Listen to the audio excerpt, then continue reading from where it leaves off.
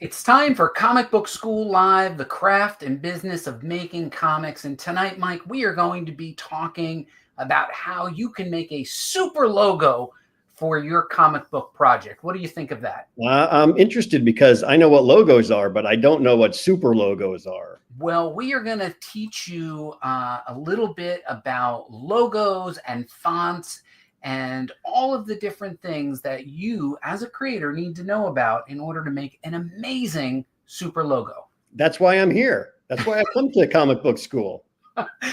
Mike, I got to just say, Comic Book School is the show about the craft and business of making comics. We're on every Tuesday at 8 p.m. My name is Buddy Scalera. I am an award-winning comic book writer with nearly 30 years in the comic book business.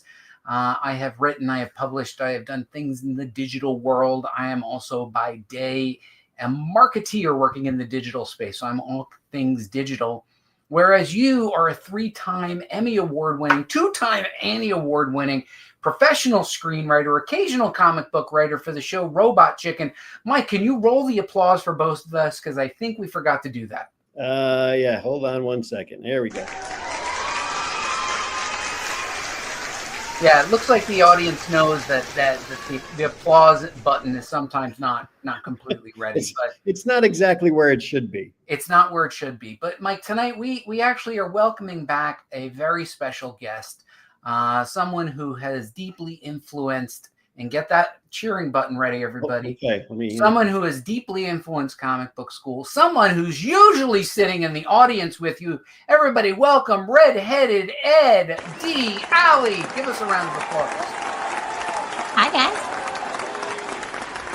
You know, D, usually you're in the green room. Not in the green room, you're in the audience. So I'm just hanging out, eating seaweed and Swedish fish. But today I decided to hop on. So you got a background. I like that. It looks like you're sitting outside in a field of This is where I live with fan. There you go. When you lean out, you literally disappear. Now D, you are one of the what's up, Victor Medina? Nice to see you. Happy Tuesday. Happy Tuesday. Oh, look, that's true. Matthew Gift called him. He's singing my praises in the comments. I'm gonna have to pay him. I know. Pay him more money. I had to tell Victor that he missed his accolades. Brian Acosta. Is Brian new, Mike? Oh no, Brian's been on a long time. Has he? I don't know why. You know what? I missed the comments because I'm usually running the. There are also so many people that watch this show; it's hard to keep track. It's true. Is that true, or just all 7 of them? So D, real quick, who are you and what do you do? Oh gosh, deep questions. Okay. Well, my name is Dee Alley. I am one of the people who has been around Comic Book School since probably 2019. I think I met Buddy in 2019. I helped out building both the anthologies that we did during the COVID years, and I actually helped do a lot of graphics and brand standards for Comic Book School. A lot of the graphics that are in this show, actually, when we were first starting out, even before Mike was on. So helped out with a lot of that. But my day job, I am an animator. I am a motion graphics illustrator, and I do video edits. I do everything from social to commercials to, the banners you see in stadiums. So lots of different stuff. Currently freelance and working out of the beautiful, Carolinas. So that's me, aspiring comic book creator myself. We're very grateful that you joined us. You've taken a break for a little while, and I noticed in your title, CBS Art Director, you are back as the Comic Book School Art Director, and we are very grateful to have you back, Dee. Mike and I need you. We are both people of the verbs and nouns, right, Mike? I understand that.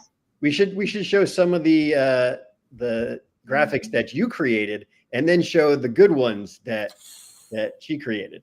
The early graphics were really painful, and it is a painful memory all around. But if you want to compare and contrast, just skip through the YouTube channel. You see the ones. Go to the early shows. If you go, oh, I like that.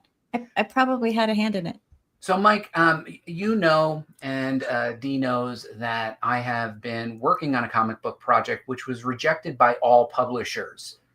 And as a result, I have decided to self-publish it myself, and will probably kickstart it somewhere at the end of the year, maybe at the beginning of next year, with the intention of publishing it and proving everyone wrong for turning down my proposal. Exactly. But in order to have a great project, you need visuals, you need to understand the aesthetics of the world that you're creating. And for me, you need a logo that locks up the vision that you have for the story. So it's not uncommon for me to start with the story, outline, begin to plot, begin to set that world up, and then ask a designer to create a logo. And Dee was just creeping back into comic book school little by little, testing the waters, maybe teeing off once. Oh, she still has the t-shirt. Actually, it's a great quality t-shirt. They never wore it. It's a good shirt. It is a good shirt. So I went to Dee and I said, here's what I want to accomplish. And Dee and I went through a journey together. But what I'm going to do is do a very brief introduction to logos and logo design and personalities of logos.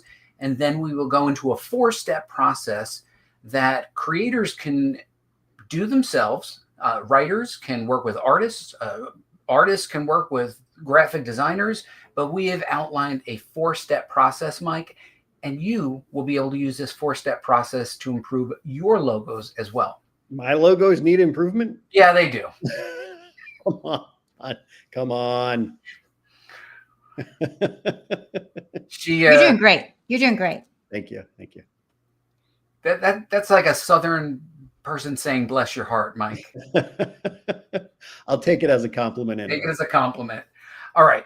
So, you and I did a lot of pre-work, and we talked about how logos have personalities. And some of those personalities are built over the years because those logos become so deeply ingrained in culture that they influence other logos. And it's not just the type of font you use. It is how you manipulate the font. It is how you lay it on a background. It's how you contrast colors. I've selected 6 fonts, and I'll just start with the first one. I think that Hot Wheels represents a perfect blending of font and art, design and color that speaks to the target audience of kids who want to play with Hot Wheels. Now, I still collect Hot Wheels, so it's not just for kids, but the brand was intended originally for kids. Dee, what are your thoughts? So that particular logo actually is a really great example of how logos sort of form over time. Originally, it was meant to be a very sort of two-tone, bright toy packaging logo. Wow. So they didn't have to use it for a lot of other things like, animated commercials or anything like that. It was very specifically for the packaging to jump out at kids off of toy shelves. And with all of the sort of dark metallic parts or the dark tires that go into the clear packaging, that actually ended up being a really good color choice because it did pop off the packaging.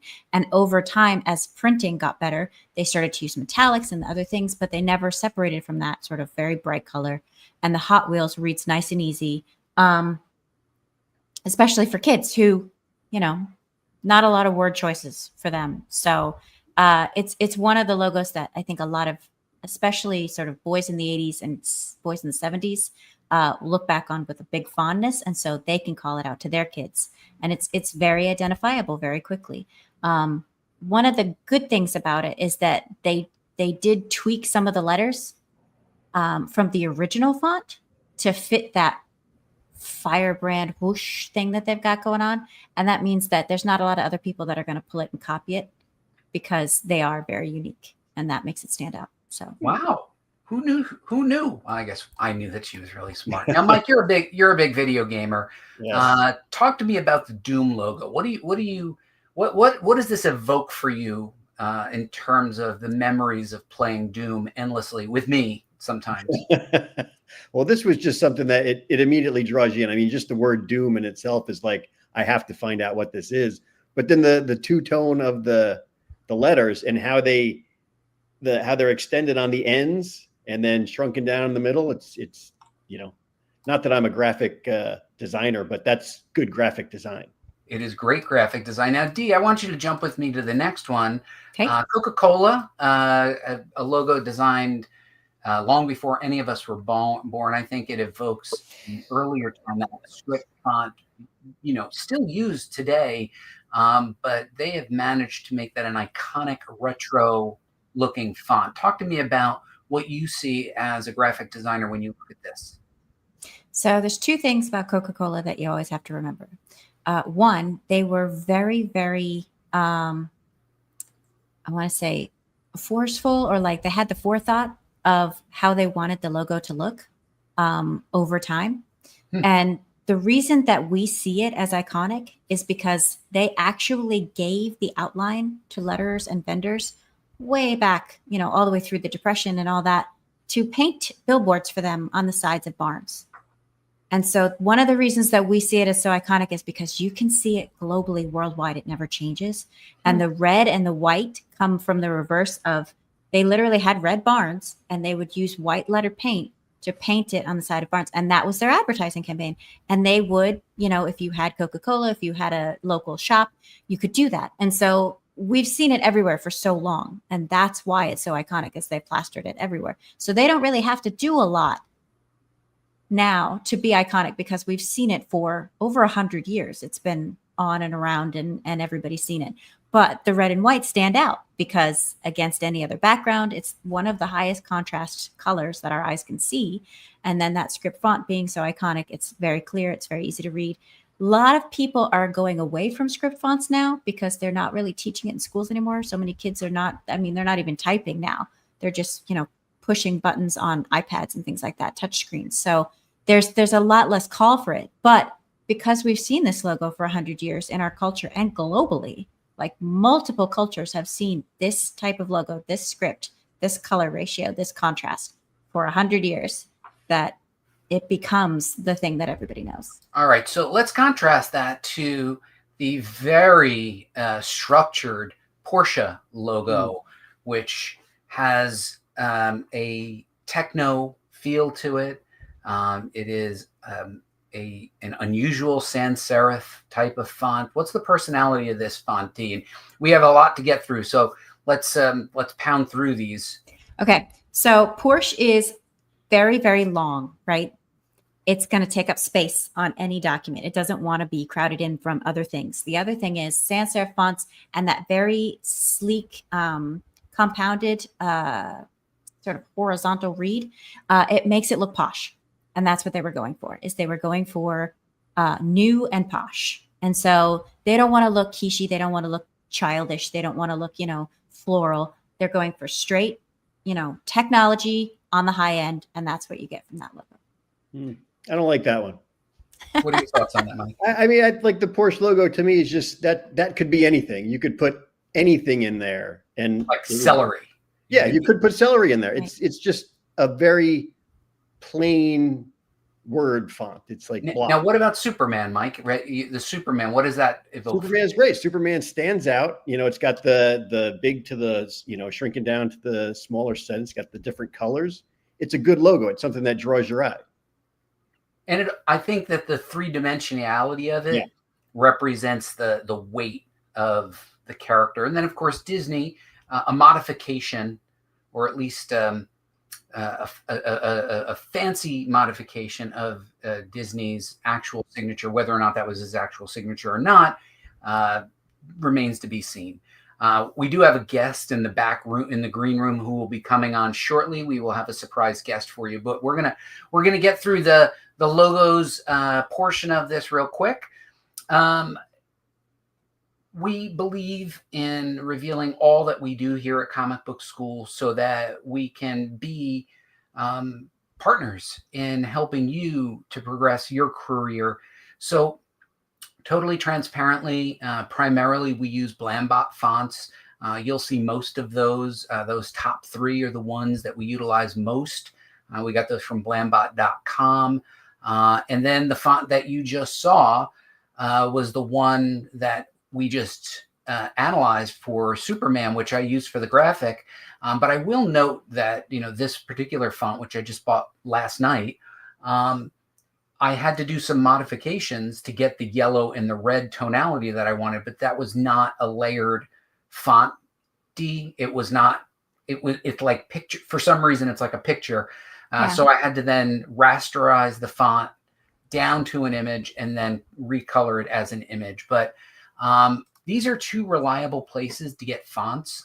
If you have an Adobe subscription, you get fonts there. But, you know, if you go to Blambot or you go to Comic Book Fonts, which is Comic Craft, you could probably steal them or find them on the internet. Don't do that. Do not do that. We must support each other as fellow comic book creators. So if you ever want to know what fonts we're using, here they are. And Dee, you helped pick out the original fonts there on the left, right? A couple of them. I think your original logo had some that had already been picked out. But when we built the brand guideline in 2022, we went with a couple extra, and we used some for the anthologies too. So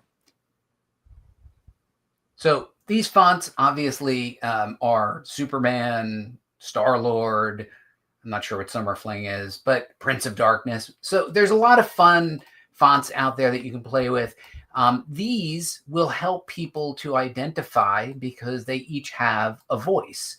And Dee will be getting into that in the next part of the show. I just wanted to show some retro fonts. I don't want to dive too deeply into it. You can interpret the earliest font, then the mid-'80s font, and then the movie font. I happen to think the movie font is probably one of the best fonts they've ever done, in particular because they actually use the number 4. Mm-hmm. There is a 4. You can use the number 4.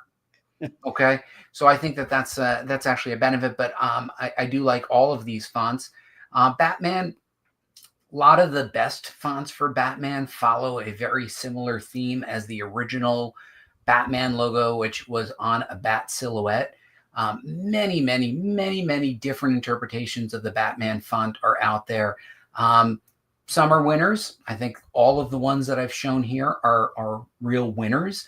But I will tell you that, you know, it is not until you throw it up against the cover that you realize how great one of the fonts is.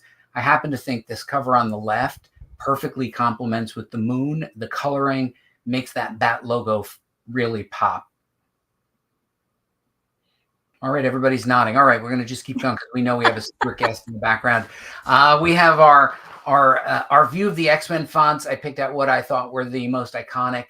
The original one, the mid-'90s one, and then, of course, the movie versions, and then just a smattering of other fonts. And I think what's important about what we're going to talk about with the fonts that Dee has helped me to find is to make sure that the font speaks to the stories that you want to tell, the characters that you'll see. You know, top left, you'll see the Incredible Hulk is cracked stone. Spider-Man has webbing. Green Lantern has a lantern. And what kids don't love? Lanterns. Every kid loves lanterns. And the color green.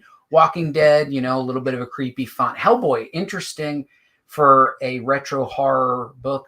We can analyze that one forever. Spawn has that futuristic demon look. Iron Man with the rivets. The Flash always looks like it's moving. And then Weird Science, just as a throwback to that era when that was the type of movie titles that you would see when you went to the movies. So, well, and one thing to point out here, Buddy, if you go back real quick, you can see the ones that sort of have more motion to them, like the Amazing Spider-Man has a curve to it because he's always swinging through things, right? The Flash is tilted like he's running forward, right? So it shows a bit of motion. Whereas Iron Man, they want you to feel the heaviness of Iron Man. So they make it feel like it's going to fall, like it's got weight, right? And the Hulk is the same, right? So the Hulk has that big word, the Hulk, and it's made of stone. So it feels heavy.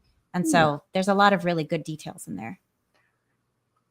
Yeah, maybe we shouldn't erase through this. All right. Well, we're gonna get our guest on, and our guest will even probably have something or two to say about this. Mike, I have an old, ugly version of the pop-in guest graphic. Do you want to pull up the better one real quick? Let's see. Here we go. There you go. Pop-in guest. Our pop-in guest is on the stage. Mike, please welcome Sean Chen. Oh, wait a minute. Sorry, I had to.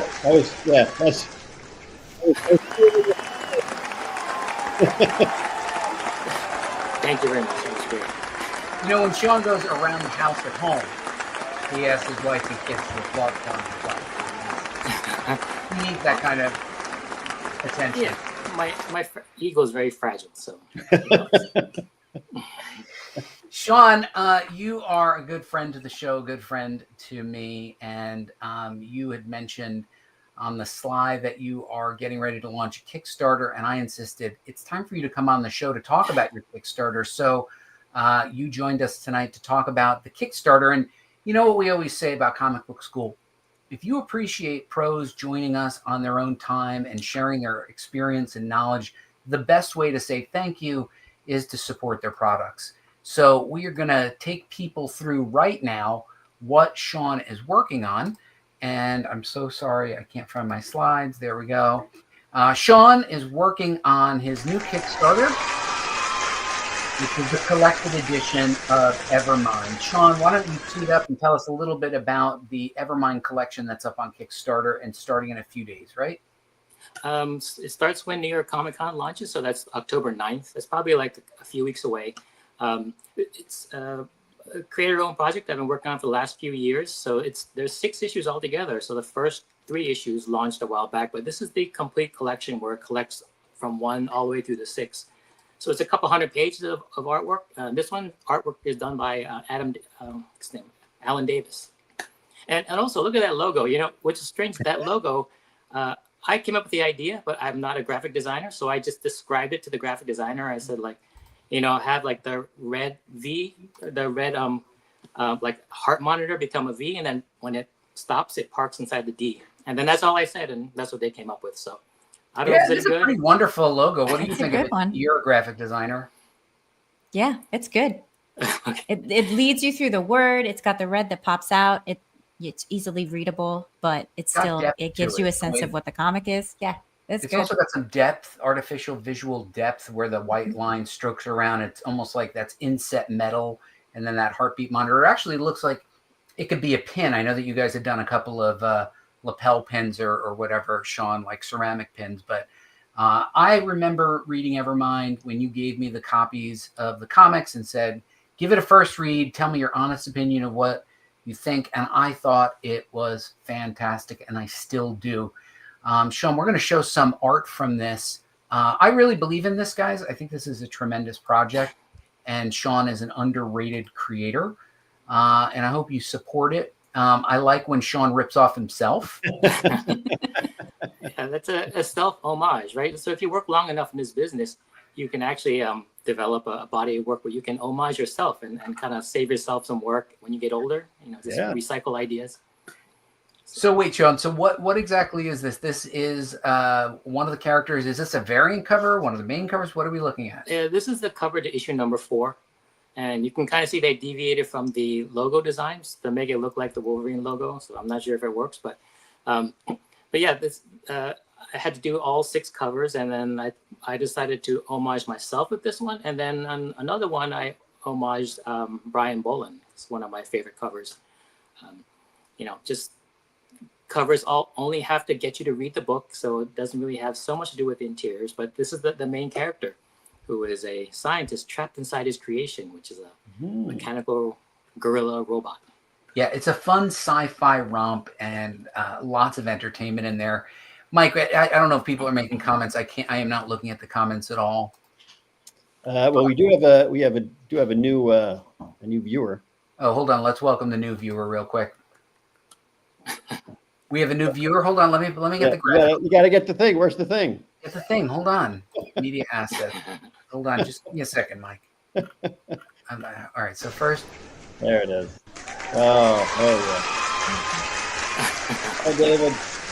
Welcome. And you get the badge for your first visit. Welcome to the show. Oh, it's on a loop. Okay. Sean, all right, take us back, my friend. You are showing some interior art that is breathtaking here. And I mean, just the amount of detail and depth that goes into this is just amazing. Every panel that you shows how much love you've put into this thing. I mean, this must take you a tremendous amount of time. Yeah, it does. I mean, I get to choose what subject I want to write about as the creator. I like sci-fi and I like drawing technology. I mean, I can draw it because I'm competent in it because of my training. I wouldn't say it's the most fun thing to draw because it's very tedious. It takes forever. But, I thought since it's my own story, I wanted to I really had to draw in all the backgrounds. Like there's no cheating because you're only cheating yourself. So yeah, this book it's a high-tech book and it has a lot of that stuff. So these are black and white pages. They get colored later on, but this is it's kind of in the coloring pipeline right now. This little sneak peek. This is what is this? A cover mock-up?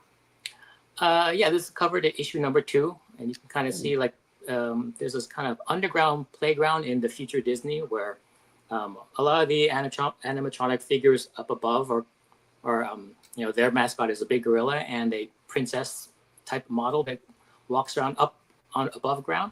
But then at night they go underground and they entertain all the dads by using the same robot figures but with different outfits. And then the gorillas are like battle bots, and then the princesses, take their clothes off and they become more like hostesses and strippers. And a lot of bad things goes on down there. So this guy, the scientist, is a very morally very, very challenged. So this is about him trying to undo all the stuff he put into motion through his careless chasing clout and trying to become great, trying to achieve greatness by using his technology in not the most ethical ways. Well, it looks great, and I have read it, and it is terrific. So I can say people will enjoy this.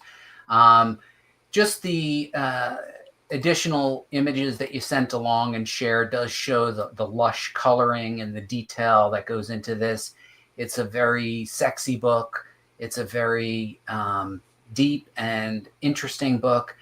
Sean, this is the second thing you wrote, because we did show the first book that you wrote. So this is only the second thing that you wrote. And I mean, your maturity as a writer is tremendous, I guess, because you've been drawing against the best writers in the world for years. But I mean, you just hit the ground running. You did a great job. And this is your Boland homage, right, of Wonder Woman? Yeah, it's obviously the Brian Boland homage. It's one of my favorite covers, and it's I figure it's a very tech-heavy book, so it's nice to find some kind of composition that gives you a lot of room to breathe. So it's not all that wires and computer stuff in the background. So yeah, and then next to that is the cover for issue 6, which is it's being colored now. And there's an example next to that of an interior page. So that interior page is sort of like that underground Disney that where you go underground after hours, and it's sort of like a pleasure island down there. Yeah, it's like where the Lost Boys go, right? Yeah, right. Yeah, I mean, Disney used to have a pleasure island thing where it's for the adults, and I think it was to keep the adults on the compound because they would leave to a competitor at night, and then sometimes they wouldn't stay that long because it's really for kids. So in order to maximize profits, they have this underground thing for the adults, and then all things kind of go haywire because the signals get crossed, and then bad things happen to kids. So it's an interesting thing about different worlds colliding. Because and then this is this is a different cover, isn't it? It's the cover to issue number 1. So that's it. It was a gatefold cover, but then they showed the dividing portion. So just to show the two different worlds. All right, now Sean, I'm gonna take them to your actual Kickstarter so that they can see it. So this kicks off during New York Comic Con. I don't see the rewards tiers yet. Right. Those are still being built, but if you could go there and then hit the notify me on launch, what that does is it just gives you a little notification just so you don't forget. Yeah, I did that already, so there you go. And then also, if you can do that and you don't have to buy the book, but I think it really helps the algorithm when you click notify, then it just knows how much this, Kickstarter will send out to more people if it's very popular. So, Mike, are you gonna back this for Sean? Of course, I backed the other one. Did you? Yeah, Me too. Oh wow! Thank you so much. I appreciate it. Wow, I feel the love. All right, Sean. Thank you so much for joining us. We really appreciate it. Best of luck on your Kickstarter, and we will see you where? At New York Comic Con? New York Comic Con, I'll be there. I'll be at the VV booth, and I'm signing with Daniel Wu. So if you're a big fan of Daniel Wu from Into the Badlands, we'll be there together. He's the co-creator, so we'll be there together, and then you can. Maybe we should get Daniel Wu on the show one day, Yeah, Sean. maybe, yes, absolutely. Pull a few strings. Yeah, I mean, he's kind of in demand, but so it's hard to get him to sit down. But you can get a signature from me and a picture from him, because you don't want to get that mixed up. You don't. No. You don't want a picture with me. But yeah, we'll be there on Saturday. So hopefully see a lot of people there. All right, Sean. Thanks again. Thanks for coming out. All right. Thanks, Blitz. All right, bye-bye. Thanks, Sean. What a good guy. Great guy. Yeah. Yeah. So, It's you're a like good guy, Sean. good guy, Sean. Good guy, Sean. Thanks a lot. We're going to really kick him out now. All right. We're going to punt him out of here because we are getting regular back to the logo stuff, and let's go back to PowerPoint. Okay. So we're back in PowerPoint, and oops. Did I mess it up?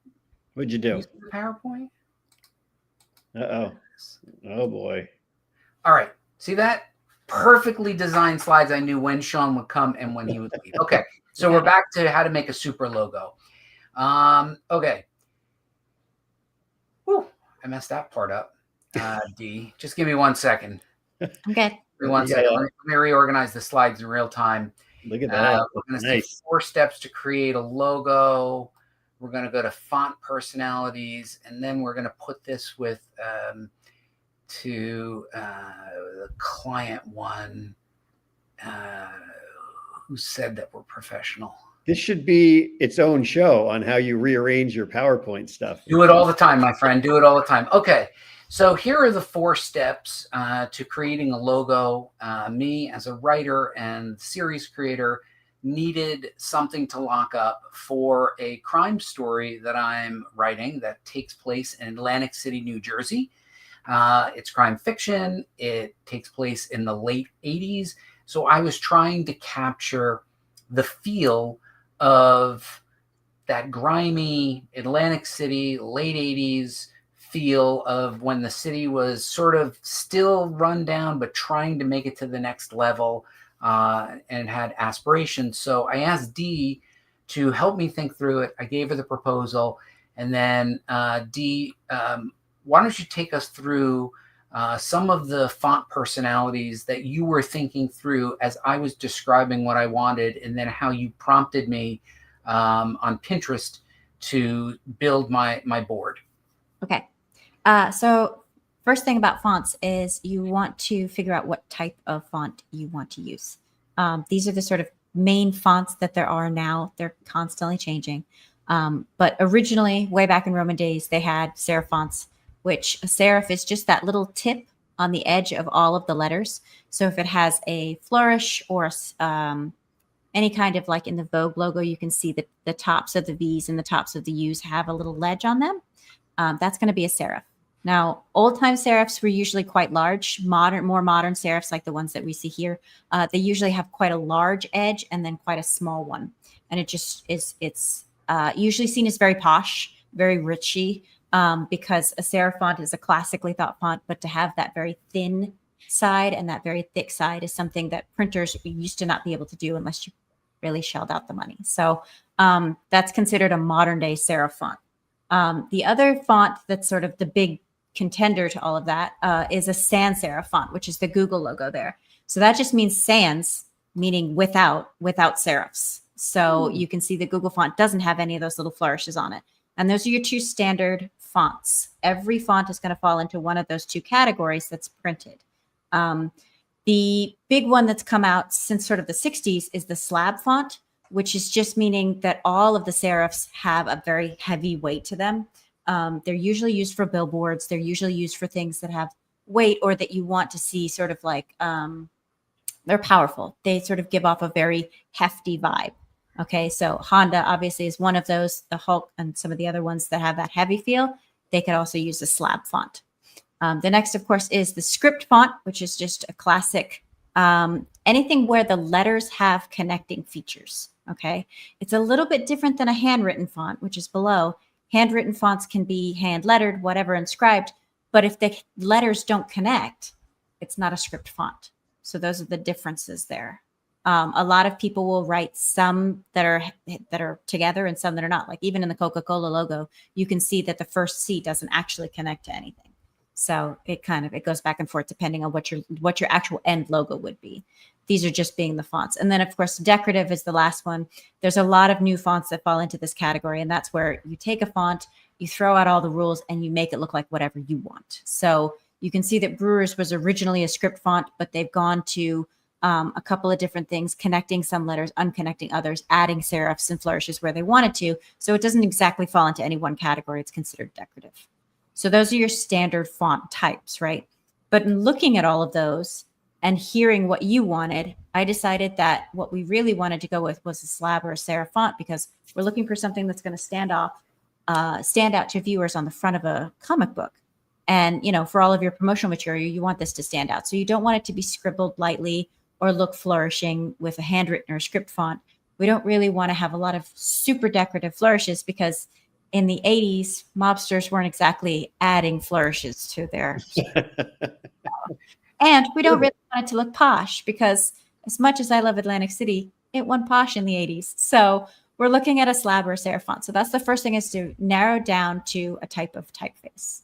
Mike, when we have guests on and we talk about things like this, does the same thought go through your head that goes through mine, which is I live with fonts every day and I'm amazed at how little I know? Oh yeah, absolutely. When she was talking about, the little edges on the thing and how the slab fonts have thicker serif, I'm like, what is happening? How do you know all this? How do you know all this? And like, we use fonts every day, Mike. We look at the same thing. We just don't see it.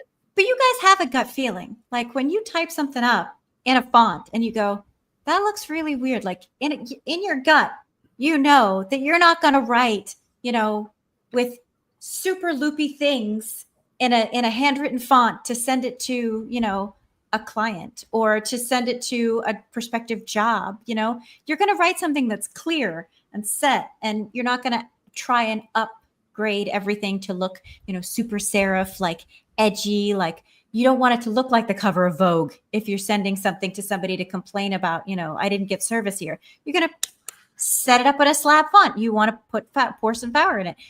You might not know it, but in your gut, you choose one based on what it feels like to you. So everybody can choose one. You might not know the why, but I usually just go whichever one they throw on there automatically. So it's usually Helvetica, and that's the one that I use. I'm like, okay, that's fine enough. That's good. And you know what? That works for most things, so no worries. You won a few Emmys on whatever font they gave you. It's very similar. Most typewriter fonts are slab fonts. Oh, how about that, huh? Okay. So I had gone through a few fonts, but you provided this graphic. Disclaimer: all the images that I pulled directly off of Google, and I don't own any of them. So just telling you up front. What's that? What is that? Sean Chen? Now he's in the audience. He's still in the audience. He's watching us. Sean, you and I both are on the papyrus train. All right. Along with Ryan Gosling. So we talked about this earlier, but like even this better view gives us a sense of how modern designers have tried to make fonts that work and relate to the type of story that you would get.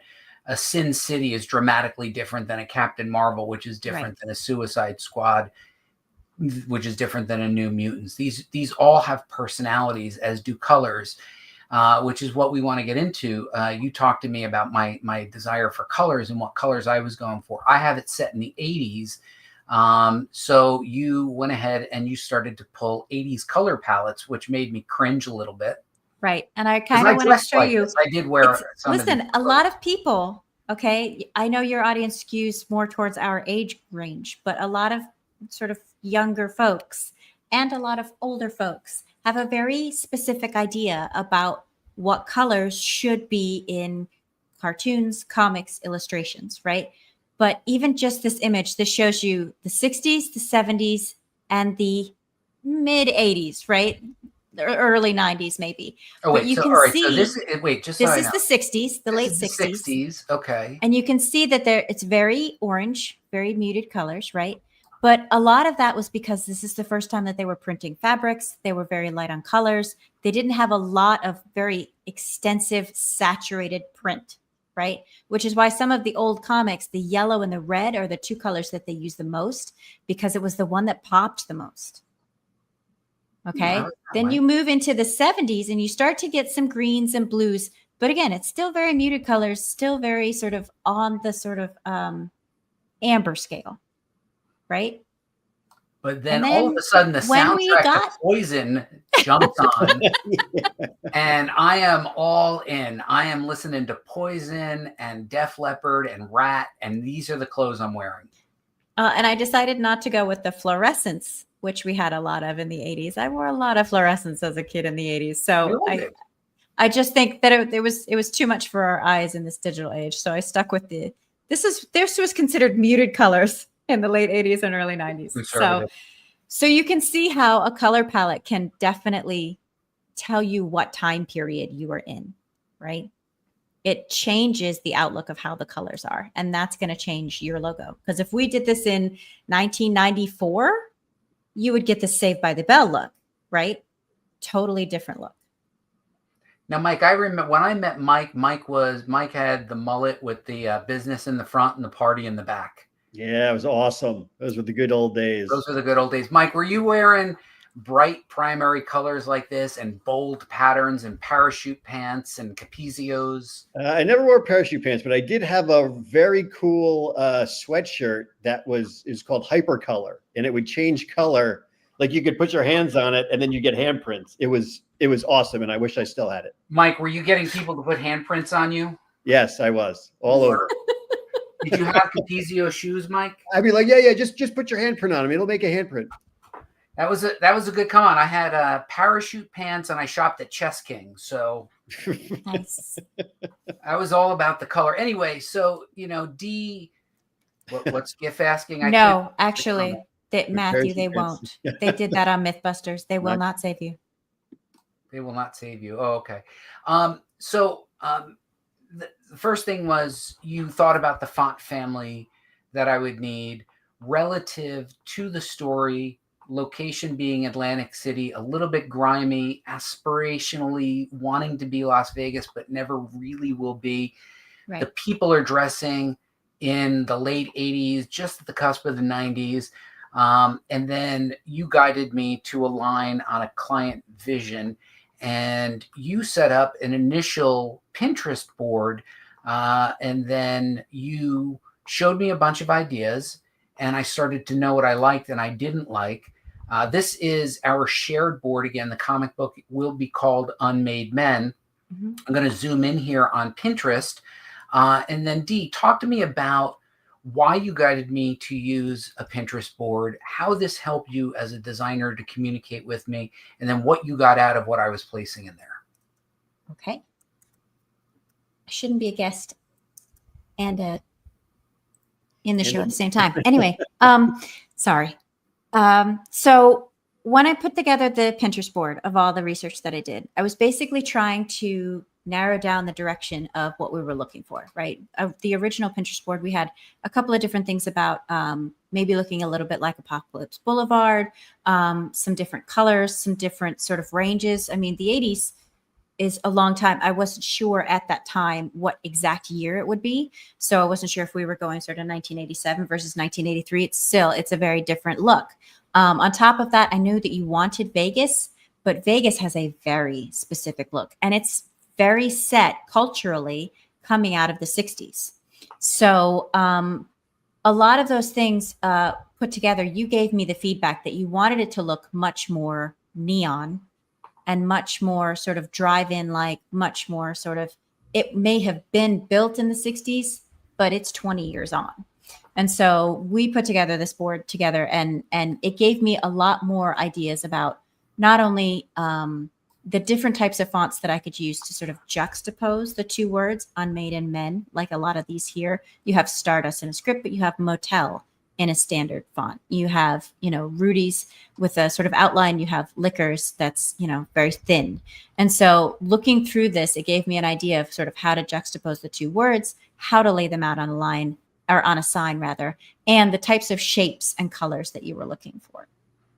And I think one of the key things that you guided me to understand was that if we are using neon, we're using a limited palette, because neon only at that time came in a couple of colors, and that there were also those shapes, the swooping arrows, that flourish of arrows over here, that contrast, that purposeful contrast of this fancy script and this block type. And, I kind of knew what I wanted, but I couldn't articulate it. And so you, by creating the first board, helped me to go, oh, this is what I'm looking for. And we'll show what the logo looks like, but you took inspiration from a lot of these. What was my guidance? Because I gave you so many different things. How did you narrow that down into some sort of coherent mock-up? And when we'll show what those mock-ups look like, you gave me 4. Yes. So the first thing was that we narrowed it down to specifically neon. You knew you wanted neon. You wanted it to look very Vegas-like translated to Atlantic City. So that helped a lot to narrow down the focus. The second thing was that you said specifically that you really wanted, I'm trying to think exactly what you said. You really wanted it to look like sort of a rundown place. Like this place hasn't been updated in a while. And so that gave me the focus to not look at sort of super high-flying, multi-layered neon. Also that you liked some of the shapes that were on here, which gave me the guidance to use those similar shapes in some of the mock-ups that I did. I did put it on a couple of bright backgrounds, but being is that a lot of this stuff happens at night, pushing it more towards a darker aesthetic also helped get to where we were hoping to go. Yeah, and we have a primary logo, and then a couple of interior logos for the different scenes where the crime story will take place. Mike, so far, what do you think in terms of how Dee had driven me to plan this board out by using Pinterest? And would this help you to think through a logo maybe for your book when you're going to publish your book that's on Substack right now? It would help, but it's one of those things that, to me, I would never think to go through this entire process. Like I would have just said, I want a logo that's some kind of like in the 80s in Atlantic City. And for her to think about all the color palettes and the different logos and the different fonts, it goes right over my head. I'm like, how do you even think of all this stuff? Well, the same way that you sit down and write out a page and go, oh, I need to know where the characters are, and I need to know what their motivations are, and I need to know where they're going to end up, and I need to know what the plot holes are. It's the reverse for me. So I sit down and I go, what is it going to look like? Why would it look like that? Who's going to see it as this versus if I use yellow as everybody, is it going to jump out in the middle of the night, or should they be wearing blue because they can't be seen? So as much as you're looking at the motivations and the story and the plot, I'm looking at why does it look like it does? How does it infer that, it's in the 80s? Like what is a sign look like from the 80s? If you were a Gen Z kid, would you look at it and go, yeah, I saw that sign last week? No, it needs to look like something from our childhood. So that's the way my mind works. Any better, Mike? I didn't think of this. I've had Pinterest since it started. To be fair to you guys, this is my job. Like, you came to me to say, make me a logo. I'm going to say, okay, this is how we make a logo. Yeah. I'm going to walk you through those steps, because I'm not going to assume that you know exactly what you want the second that it comes into your head. I mean, Sean Chen, obviously, he knows what he wants. He's been drawing forever. But, if anybody came to me and said, I want a logo, I'm going to sit down and say, okay, what do you need it for? Who are you calling about? Who should it speak to? What should people feel like when they see it? Do they want to feel, joyous? Do they want to come in and buy your product? Do they want to be interested in your comic book? All of these are the questions that I ask, just like a writer would ask, what story am I writing? How about that? Now, is there any commentary coming through the audience? Because well, we got Matthew Giff saying that he just got the title and he likes it. There you go. Yeah. It's called Unmade Men. GIF. It working on it right now, and we've talked about putting together a secret community on Patreon, and I'll give you all the behind the scenes stuff.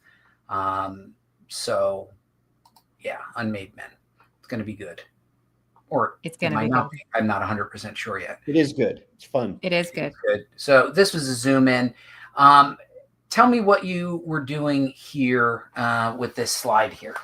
Okay. So this is another one of those things that I was talking about. Like when you see this image, what's the first thing you think of? When you see that orange image, is there a decade that you think of? Definitely like the late 60s. Right. Culturally, that's what we reference as being psychedelic, being the 60s, sort of a music movie scene, right? If we were to say this was something that was set in 2004, you would look at that and say, not really. It doesn't make sense, right? So culturally, we have this awareness of visuals that are associated with different times and different places. So the next one, obviously, it's Vegas. I mean, it says Vegas, but you see that sign. Pretty much anyone who's ever seen a movie or ever been traveling in the United States, like that's Vegas. You know what that's about. That's a casino town. You know what happens in Vegas stays in Vegas. Like the whole ad campaign, everything about it, it's been the same for more than 30 years. And so our visual awareness says this is a place where gambling happens. This is a casino place. This is an entertainment place. This is a place people travel, right? And so there's a lot of things that come around with that. Visually, you don't need to do a lot. If you want to say it's in Vegas, snap up that sign and you're already there. It saves you the trouble as a writer or as an illustrator of adding all of that background because that signifies where we already are. So if we scroll down, these are the two that I pulled offline. And I wanted to make this point. I pulled up a bunch of stuff from sort of searches in Google, and I don't use AI yet. I'll get there eventually. Don't worry. But also Pinterest. And one of the things that you have to be very careful of is that there is so much information now that it's very easy to trip yourself up. So I pulled these two, and the second image here on the right is actually not from the 1980s. If you'll see the movies that are opening, Harry Potter and Transformers 2. Yeah. Right? Harry Potter, yep. And so the post that this image was attached to was, I remember when I visited the Strand in the 80s. But they posted a picture of it when they posted that blog post. So you have to be aware when you're looking for things that just because you see an image in your search doesn't mean it's accurate. I got a lot of pictures from the 60s and the 50s in a lot of my searches because they were still selling the postcards of Atlantic City from the 50s and 60s in the 80s. So when people visited in the 80s, they had this postcard that they bought in 84, 85, but the picture on the postcard was from 1962. So if you're pulling reference for visuals in that way, you have to be very aware. Whereas this picture here on the left with our fantastic billboard above our arcade and the guy in his fantastic gym socks, double check that image. That is from the 1980s. So that's a better reference. Like Do you? Yeah. I knew one of you would. Like that. Yep. All right. So Dee gave me some things to work on and came up with these 4 logos. Now, I knew she was going to make it hard for me to decide. I didn't know she was going to make it so hard for me to decide.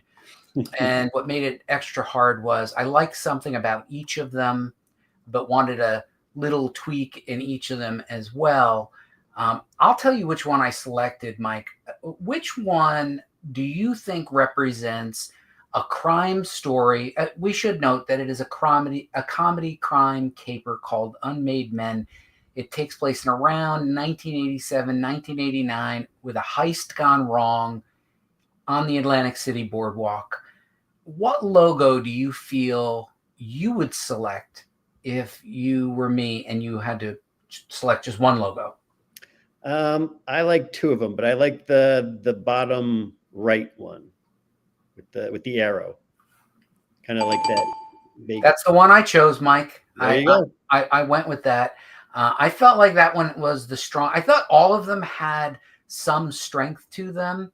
And you have to understand that Dee was also in these 2 lighting up the neon. She could have turned off the neon as well and made it stroke like this, and then these were flats. So D, real quick, you gave me 4 ups. What was the strategy here with color, design, mock-ups? What's the strategy? Because you're used to dealing with clients. I'm an iffy client. So I've read your comics. I've read Apocalypse Boulevard and a couple other things that you've done. So I know what you like. I've worked with you now for a couple of years, so I know kind of where your mind goes to and what you were trying to reference. You did say that you didn't want to use red, which is surprisingly difficult in 1980s neon, especially in Atlantic City. A lot of the signs were red because red is very catching against black. So for this one here, I actually used pink instead of red, but it did come off very late 80s. It did come off sort of that, again, early 90s color. I wasn't thrilled with it, but it got the swoosh and it got these sort of poker chips inside that lent a little bit more visual language to what the comic was about. Visual language. I like that. Yes. Now this has got that diner feel with that. Yes. So this one went, again, it's more blue. It's very Atlantic City diner feel, but also sort of rundown neon, right? This is, the neon's a little blown out. Some of the signage is a little like, we could have put a crack in it or two if you had liked it. But I went with this particular font because it was easy to read on the neon. Now these are what you in design would call roughs. Like they're not rendered and final yet. Like you still, right. You're just giving me directionally. Yes. So what was the question? What did somebody just say, Mike? It wasn't a question. It was just Andrew Campbell was saying 4 is the easiest to read. Yeah. The neon on white is very hard to read, which is one of the reasons that I'm hesitant to use bright neon on a lot of things. That's another reason that I put a lot of these on a black background. But again, one of the things that you're going to do, especially with a design like this, since some of the ask was a little broad, is to give as many variable options as you can, and then let your client pick out, I like this part, I like that part. And so when Buddy came back and said, I don't really like this color, I don't really like this, font, then I could say, okay, moving forward, I'm going to switch that up. So this is, I think, the second round of revisions that we did. And then that second one, you said you really liked the arrow. And so we pushed forward with the last one, which I did go back to the red because it worked the best out of all the neon signs. And you said red. You didn't, you didn't mind it as much. It's like it's not a brand new bright red. It shouldn't be for this kind of sign. But we kept the blue to stand out against the yellow arrow, and that gave it a little bit more color dimension. So it's a brick red. And then I loved how you had these like Scrabble tile designs, which, if we go back to some of very reminiscent of several of the motel signs that we saw. Yeah. Like that now you can see where those inspirations are, Mike. Are you feeling that we captured the look that I'm going for? Because you also know the story. Yes, I think so. The other one that I would have picked out of all those 4 was the top left. Yeah, that would have been the second one. What do you like about that, Mike? It's just, it's I'm just going to say plain, but it's just there. It just says exactly what it is. Unmade Men. It doesn't need any fancy stuff around it. It's just exactly what the logo is meant to be. It pulls out exactly what it is. All right. So Sunstrom Sharam, is that a new person? I don't think so. I think I've seen Sunstrom here before. Well, nice to see you, Sunstrom. Glad you joined us. Matthew Giff obviously knows. Now, the 4th tip in creating a logo, D had said, visualizing with mock-ups. So D, you kind of gave me a movie poster feel. I love cars. Mm-hmm. I was going for something grimy, not fully night, somewhat sunset. And this really brought it out for me. Like this moment here made me realize, this is going to work. Remember, this is going to probably be Kickstarted. This isn't going to go on a newsstand with a regular price on the cover and all the, the accoutrements. It is going to be like a movie poster. Right. So D, when you put this together for me, what was your intention and why do you do this as a designer? So 2 things. First of all, it's very hard for people to make a decision when they like what you've done. You do have to kind of give them a kick to make those decisions. For this particular one, I knew that you wanted to have it I mean, you're going to put it on the comic. It's going to be illustrated. And so I didn't want to just show it to you on a plain white background because it's not in context. So one of the best things that a designer can do is take your logo and apply it to mockups to better visualize for the client how it's going to look when it's done. Because if you just give them, if you're making a coffee mug and you say, okay, well, here's what the handle will look like, nobody cares. You got to put it on the coffee mug and show them what it looks like altogether. And so that's what I did is I took a couple of inspiration pieces, which I think I had the designer's name on that second one, but we have it probably for the show notes. The Roy's Cafe, there's probably 7 million of those pictures. I did research it, but unfortunately there's a bunch of different kinds. So then I took those, flipped them around, cut out the signs that were already on them, and then put your logo in there so that you could see what it looked like when the product is done. Yeah, when I saw this one, Mike, I was like, oh no, now this is the one. Right? Like there was just something about this. But then I realized, no, this one is still the one. Now you can see here that the arrow locks, it sort of creates a tangent against the N. And yeah, then I think we fixed that in the final. You fixed that in the final, right? Because, we realized that there was a tangent there and you were able to stretch the arrow out. But by placing it in a mock-up, that's when I really noticed it, because then I was like, oh, I feel like something's missing. It wasn't clear that it was an arrow once I had this guy in the background. Now, Mike, when you're thinking about the cover to the novel that you're going to publish, what do you think of these steps? Or is this the way you're going to? This is definitely something that I would have to go through instead of just going, oh, this, finding an image on Google and saying, this is kind of, I just want to, you have to talk to somebody who knows what they're doing and how to make a good logo and all the decisions that go into it. So yeah, maybe you just call me. Maybe Dee will be getting a call. Dee will be getting a call. Dee, any final thoughts before I go to the last slide and just show a full up of the logo? I mean, I want to say it's not difficult to do. Honestly, you could do it yourself if you really wanted to. No, but the thing about having a professional help you through it the first couple of times is that you really get a feel for, how different people work. I like to use Pinterest. Thanks, Gift. I like to use Pinterest. I like to show people, what the possibilities are. It's helpful as long as you don't, delve down a rabbit hole for a couple of hours.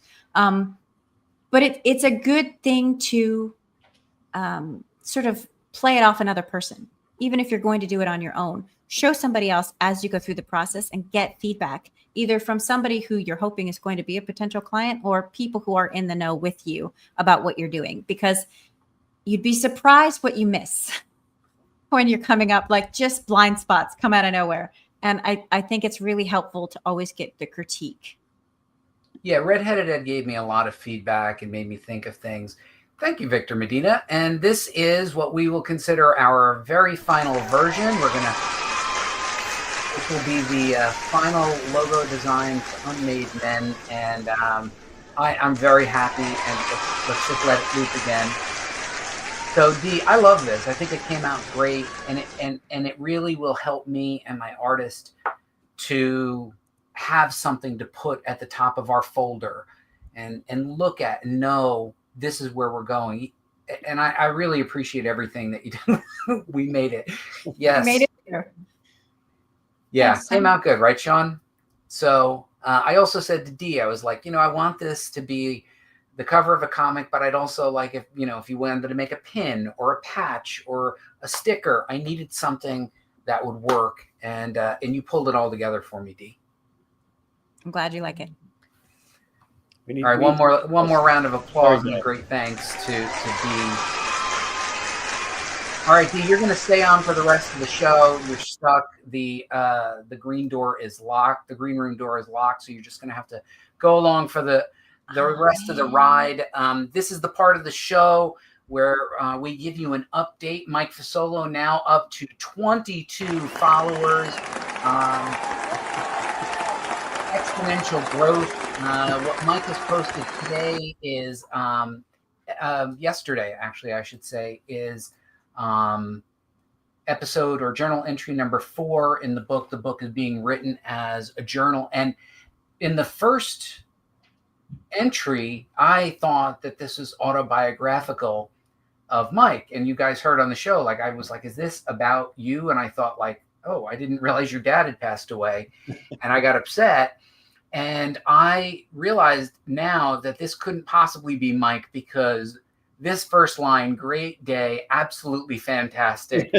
Mike Fasolo has never, ever said that in his whole life. Am I right, Mike? You are correct. You are right. But He's a fictional character. He did his weights, his shoulders, and his arms. I was Shoulders and rooting arms, for you him the gotta whole do that. time. Yeah, he lifted weights. He fried eggs for breakfast. And we were like, oh, this is where it veers into fiction. This is the fiction part. Yep. This is the fiction. But what is not fiction is that you can subscribe to Mike Fasolo Substack absolutely for free. You can read the entire novel, which will take place over an entire year. He just started in September. We're only 4 entries or 4 chapters in. Mike will continue throughout the year.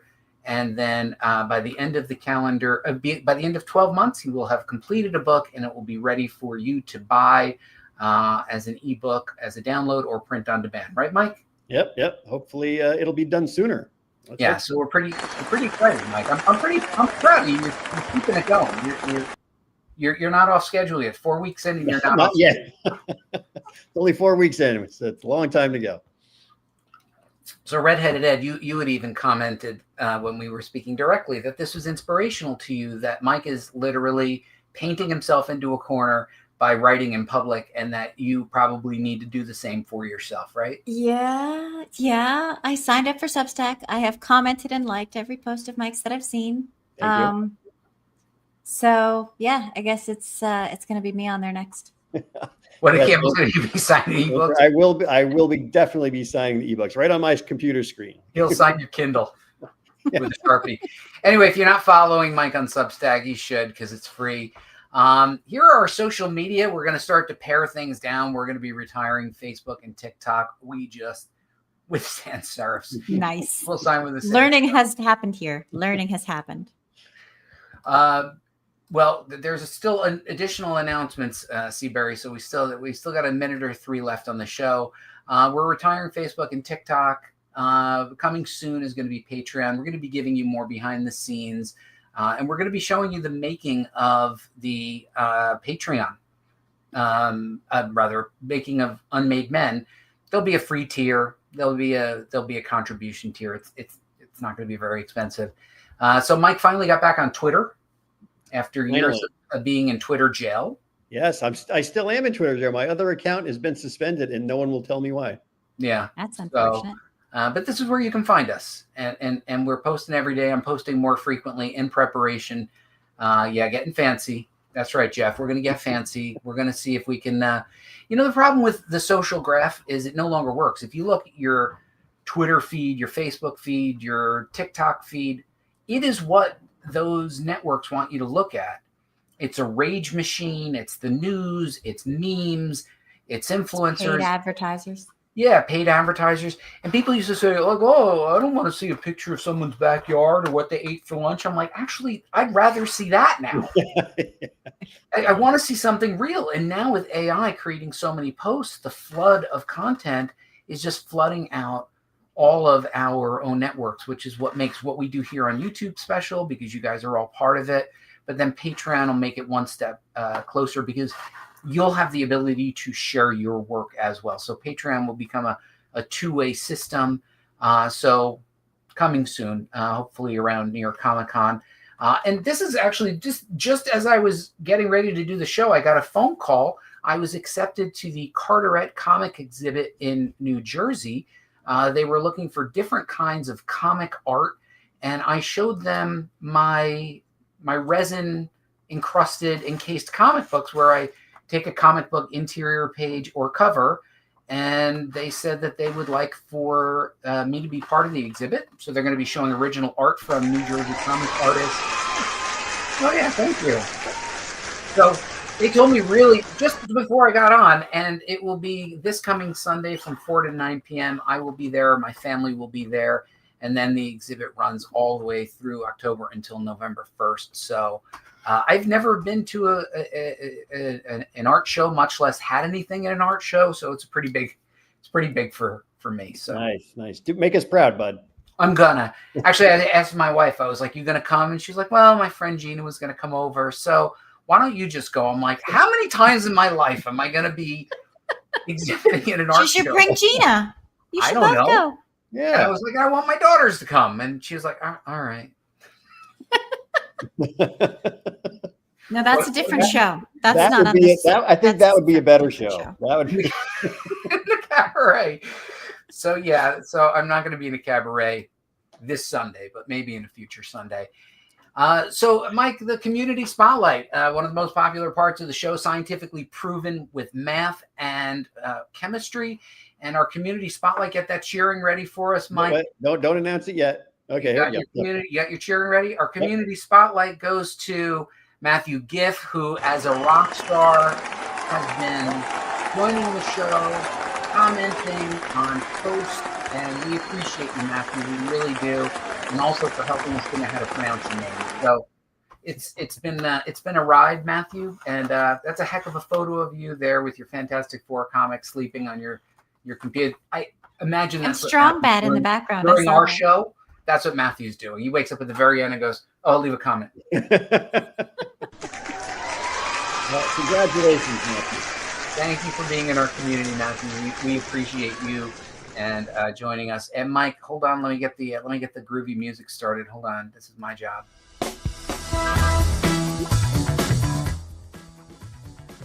Takes a second for it to go down. All right, everybody. Thank you so much. Like, comment, and subscribe. You know, the comments that you leave at the end of the videos truly do help us with the algorithm and getting more people to join us. If you happen to be in New Jersey, please go look at my comic art. Go look at Mike's Substack. Hire Redheaded Ed to do your graphic design. You can find Redheaded Ed at redheadeded.com and on the socials, often commenting on my posts. So we will see you again next Tuesday with more Comic Book School Live. And everybody, keep creating comics. Good night, everyone.